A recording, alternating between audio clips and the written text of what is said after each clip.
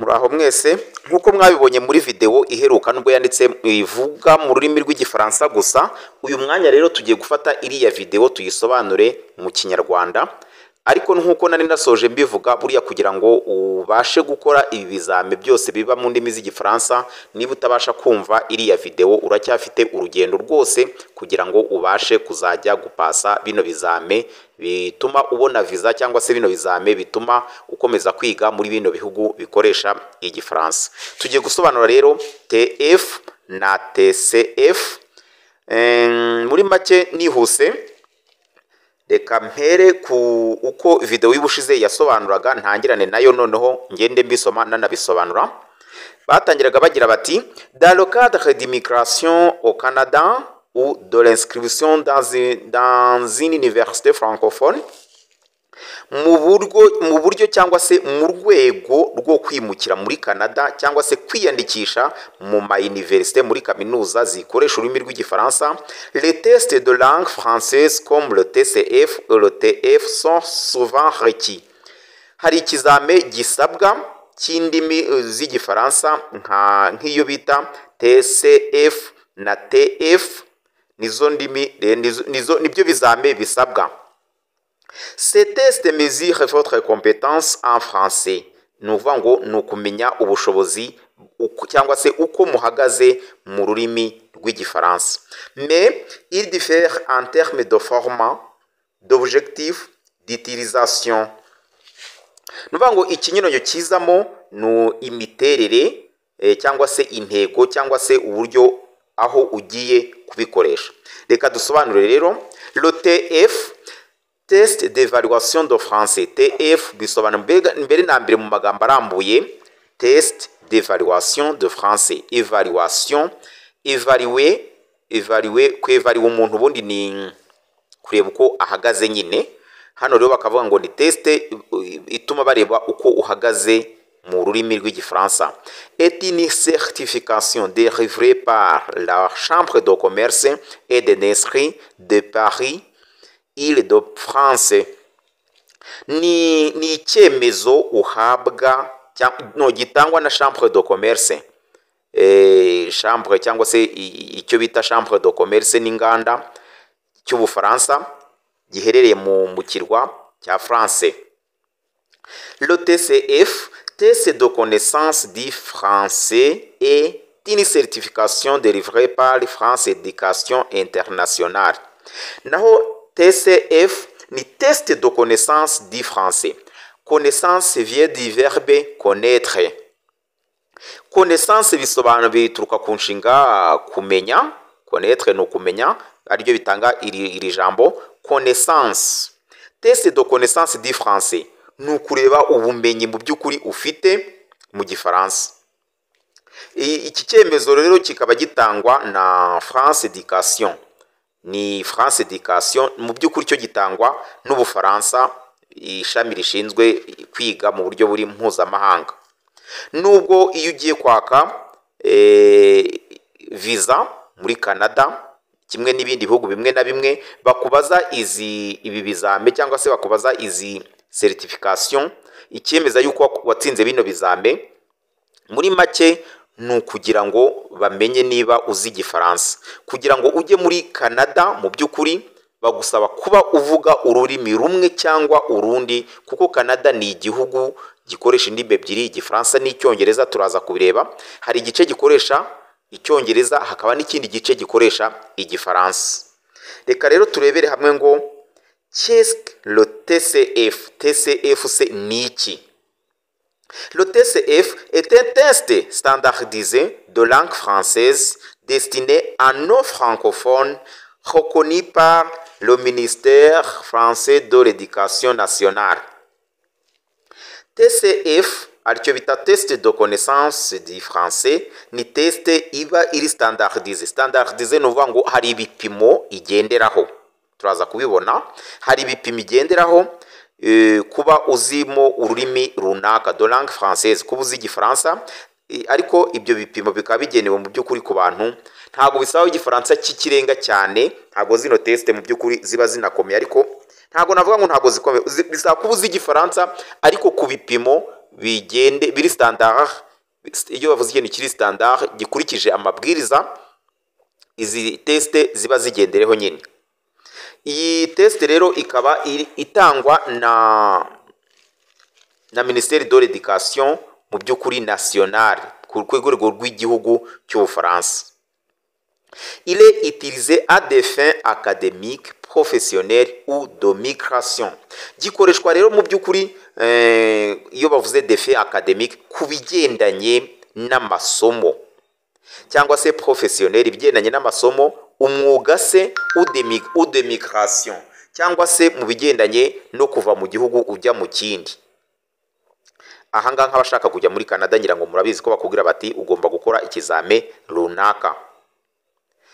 Le TCF est divisé en plusieurs versions adaptées à différents contextes. Harimo rero ibice byinshi biturutse n'icyo wifuza. TCF2 public, hari TCF tuvuga ngo tu public pour évaluer la compétence linguistique générale.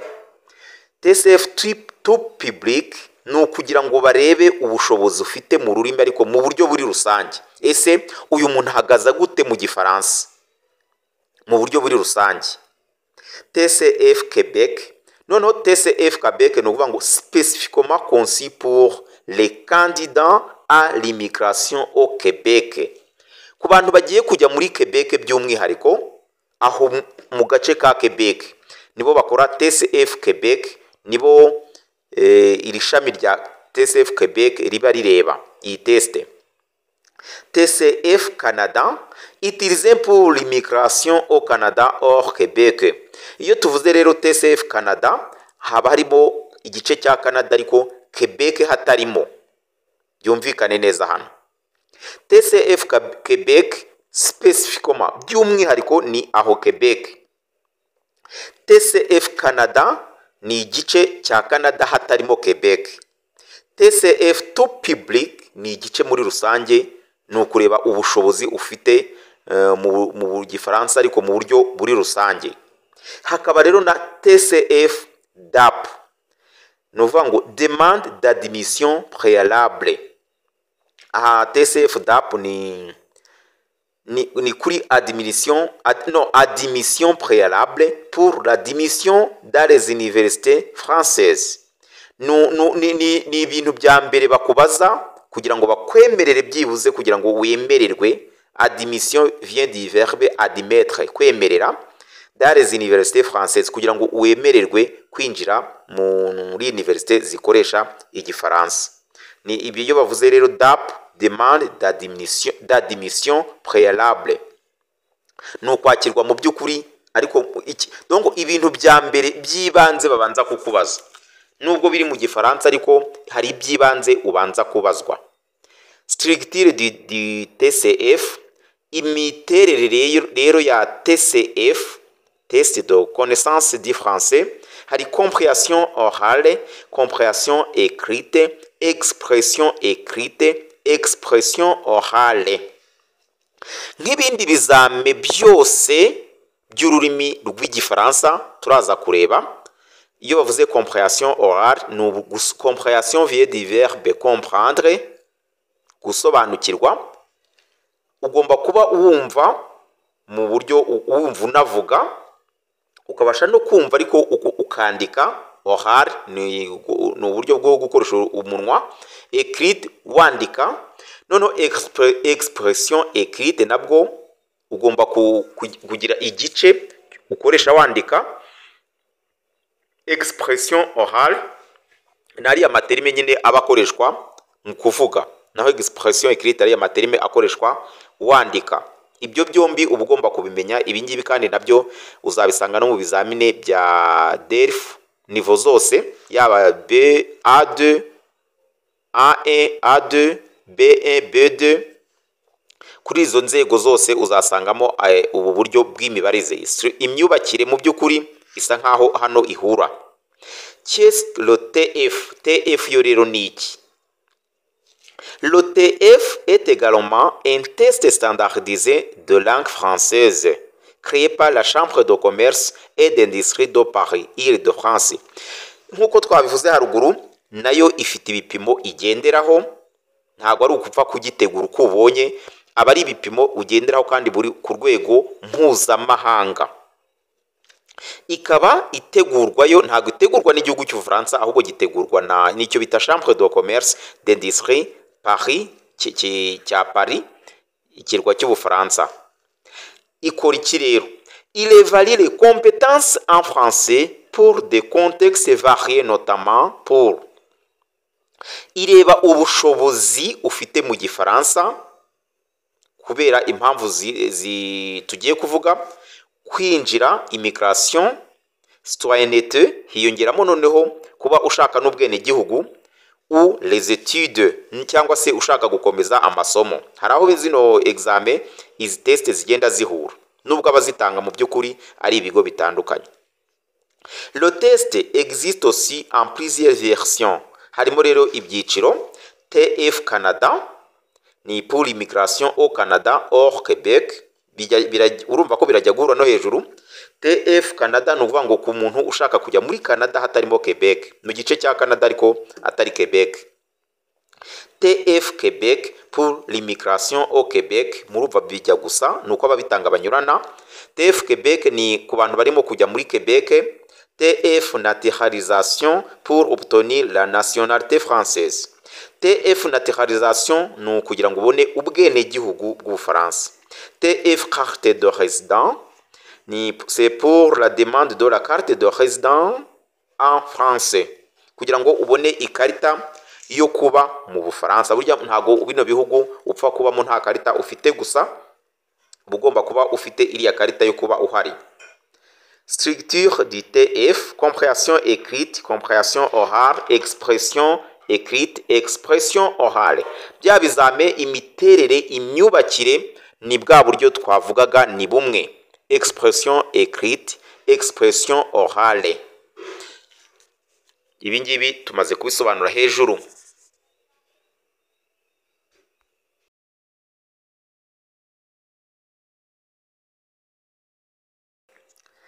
Différence créée entre TCF et le TF. Ikinyuranyo rero noneho aho ruzingiye niko tubyita mu Kinyarwanda, ngo ikinyuranyo mu by'ukuri kirihe. Objectif et reconnaissance. Intego n'abatanga icyo kizamini, kimwe gitanga ku ruhe rwego, ikindi gitangwa ku ruhe rwego bitewe n'aho wifuza kujya. TCF, principalement reconnu par les institutions académiques françaises. TCF ki reconnaissance aho gikoreshwa cyane mu buryo bw'amategeko ni kuri institution académique, ku bigo, ku ma université se, ku bigo by'amashuri bikoresha igifaransa. Et les autorités d'immigration canadienne, n'ubuyobozi bw'abinjira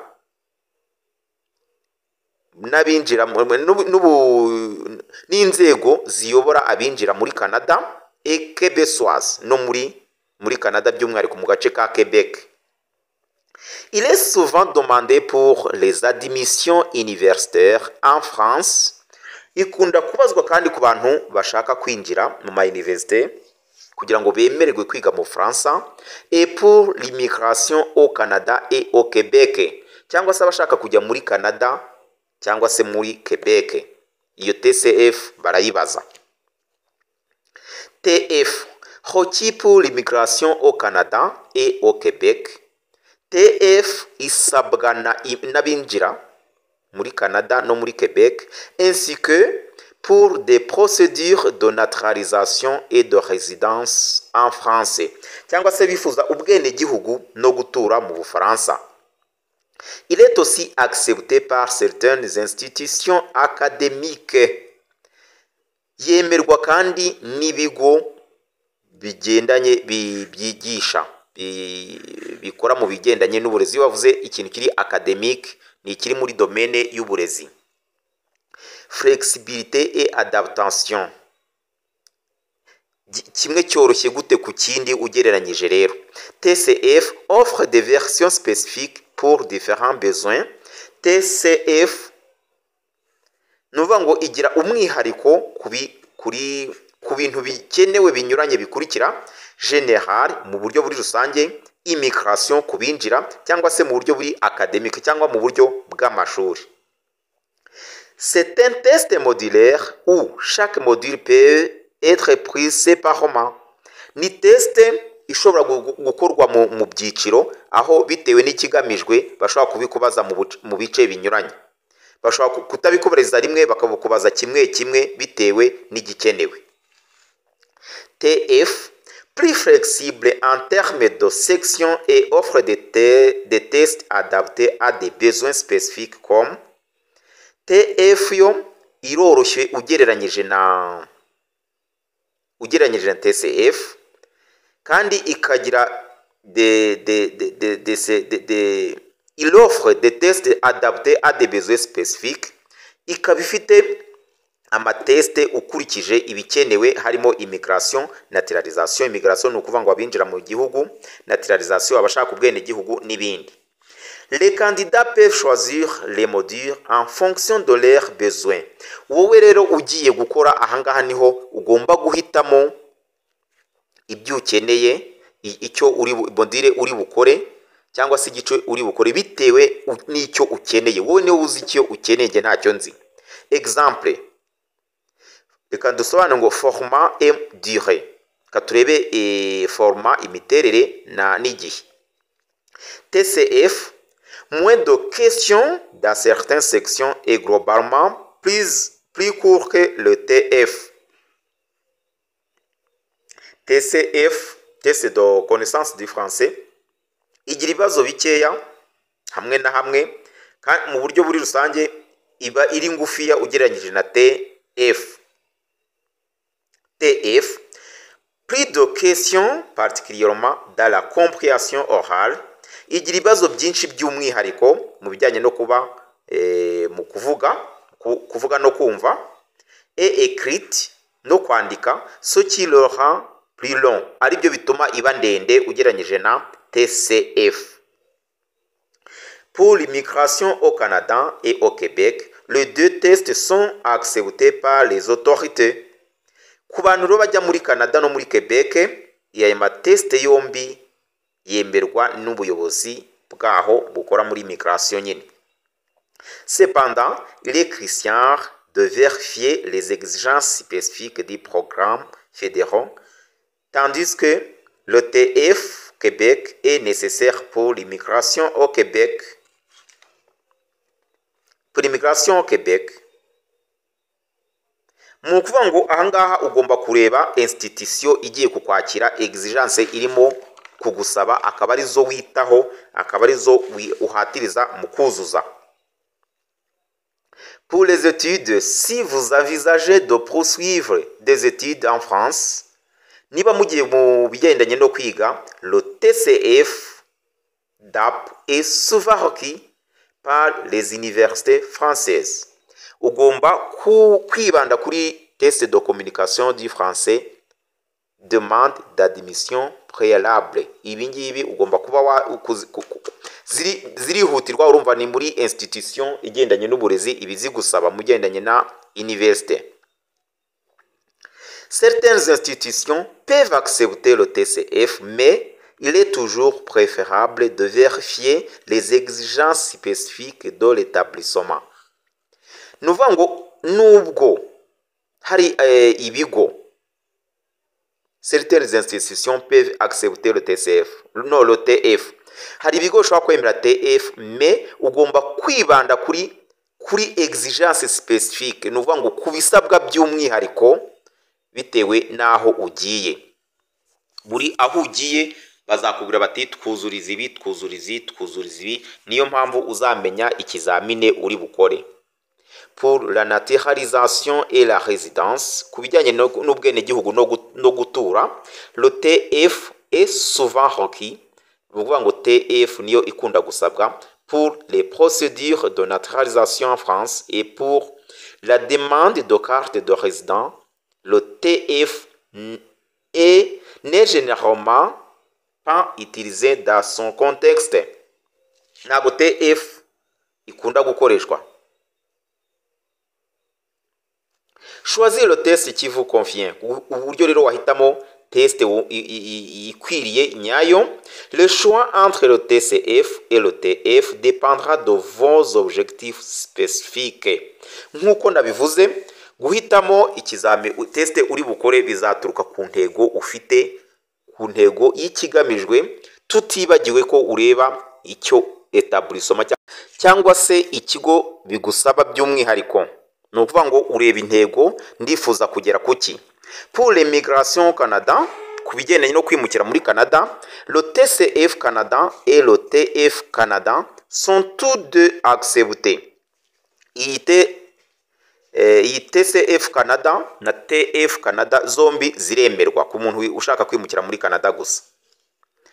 Choisissez en fonction de votre confort avec les formats de questions et la durée de test.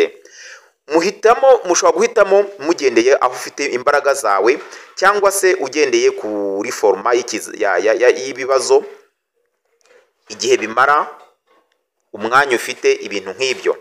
Pour l'immigration au Québec, ku muntu ushaka kujya muri Québec, le TCF Québec et le TF Québec sont requis. TCF Québec na TF Québec zirasabwa. Encore une fois, la préférence personnelle pour les formats peut guider votre choix. Amahitamo yawe ugendeye ku miterere y'ikizame bishobora gutuma bigufasha guhitamo. Aha bazatwiyambaza rwose muzaduhamagare, tuzababwira uburyo ibi bizame bikorwa by'umwihariko. Ntago hano wahita uvuga ngo ibizame bikorwa gutya. Iri ni isomo twabaha by'umwihariko tukanabigisha kugeza ku rwego ubasha gukora bino bizame ukabitsinda. Pour les études en France, le TCF DAP est généralement la meilleure option. Ku bijyanye n'amasomo twabonye ko iyi DAP, demande d'admission préalable, ku bijyanye n'ama-université twabonye ko ariyo ugomba kuzuza.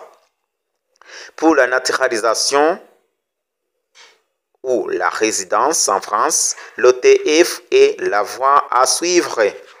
Kubifuza rero ubwenegihugu cyangwa se gutura muri France par exemple, TF est la voie à suivre. Le test d'évaluation du français niyo nzira yo gukurikiza. Aha rero ntago ugomba kwiyibagiza le DERF na DARF. DERF, c'est-à-dire diplôme d'études en langue française, et le DARF, c'est le diplôme approfondi de langue française. DERF ni diplôme yo kuba warize igifaransa. Izi zose zitangwa n'igihugu cy'Ubufaransa, ariko muri buri gihugu aho igihugu gifite ambassade, ibi iyo ubegereye iki kizame barakigukoresha. Ujya kuri ambassade bakakubwira amafaranga wishyura, ukishyura, ubundi ikizame ukagikora. Wamara kugikora bakaguha diplome. Izi DERF na DARF zigira igihe kitarangira. Ce sont les diplômes à vie. Ntago zirangira, urinda upfa niba warabonye imwe muri izi diplome ikikwanditseho. Ariko TCF na TF ni certificat zimara imyaka 2 gusa. Iyi imyaka 2 irangiye, ubwo wongeye kongera kudepoza, urongera ukishyura amafaranga agomba kwishyura, ukongera ndetse ugakora ibi bizame. Mu by'ukuri rwose niba ushaka kumenya igifaransa mu buryo buhoraho, wakwigira zino diplome za DERF ugakora ikizame, kuko zo ntago zirangira, kandi igihe cyose uzikoresheje mu bino bihugu bikoresha igifaransa birakwakira, kuko bigufata nk'umuntu uzi ururimi rwose nta gutegwa. Muri make, le DERF et le DARF sont deux diplômes qui certifient la maîtrise de la langue française. Ni diplôme zihamya ko uzi igifaransa, ziba zibihamya neza. Niyo mpamvu urinda upfa ukizifite zikikwanditseho. Iyo uyifite uyifite, nta bintu byo kongera kuvuga ngo ugiye kongera kubisubiramo. Nabagira inama rero mukaduhamagara, mukatubwira tukabigisha kugeza ubwo mukoze mugatsindira ibi bizame bya diplome zibinjiza mu gifaransa. Ku bantu batarakora na rimwe muri bino bizame, mu by'ukuri mu buryo bwo kwiga indimi bugezweho, ku ku buryo urangiza amasomo uzi ururimi, icyo bita expression écrite, expression orale, compréhension écrite, compréhension écrite, ntago bijya bibura muri bino bizamine. Ugomba kumenya kuvuga ukanumva, ugomba kumenya kwandika urwo rurimi, ugomba kandi gusoma ibyanditse ukabyumva. Ubwo bakubazaho ibibazo kugira ngo ugaragaze ko ibyo byose ubizi. Nibwo buryo bwiza bwo kwiga indimi bugezweho. Mwakoze cyane rero iri somo. Kubifuza ko twakugira ibindi bisobanuro turenzaho, mwazatwandikira muri comment. Rwose turi hano kugira ngo tubafashe. Mwakoze cyane.